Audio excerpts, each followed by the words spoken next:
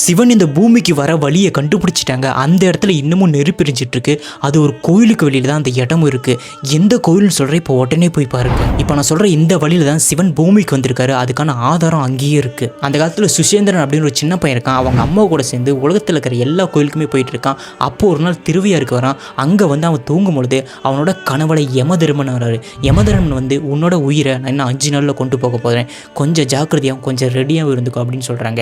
அந்த சிறுவன் போய் பயந்துக்கிட்டு திருவாயூர் இருக்கிற சிவன் கிட்ட போய் தவம் பண்ணி கேட்குறாரு. அப்போ தான் அந்த இடத்துல வசிஷ்டர் வர்றாரு. வசிஷ்டர் வந்து இந்த 5 நாளும் இந்த கோயிலோட தெற்கு வாசலில் உட்காந்து நீ சிவனை வழிபடு. அதேமாதிரி அந்த சிறுவன் 5 நாள் அங்கே உட்காந்து தவம் பண்ண ஆரம்பிக்கிறான். 5ஆவது நாளும் வருது. அப்போ யமன் அந்த இடத்துக்கு அந்த சிறுவனை கொண்டு போகிறதுக்காக வராரு. அந்த இடத்துல சிவன் வந்து அந்த யமனை அங்கேயே சம்காரம் பண்ணிடுறாரு. அப்படி அவர் வதம் பண்ண உருவம் தான் சம்காரமூர்த்தி. அந்த சம்காரமூர்த்தி இப்போ அந்த கோயிலுக்கு வெளியில் சிலையாக இருக்குது. அந்த கோயிலுக்கு வெளியே ஒரு கிணறு மாதிரி ஒரு அமைப்பு இருக்குது. அந்த கிணத்துலேருந்து எப்பவுமே நெருப்பு வந்துட்டு இருக்கும். சிவன் அந்த வழியாக தான் பூமிக்கு வந்தார். அந்த கிணத்துல எப்பவுமே நெருப்பு வந்துக்கிட்டே இருக்கும்.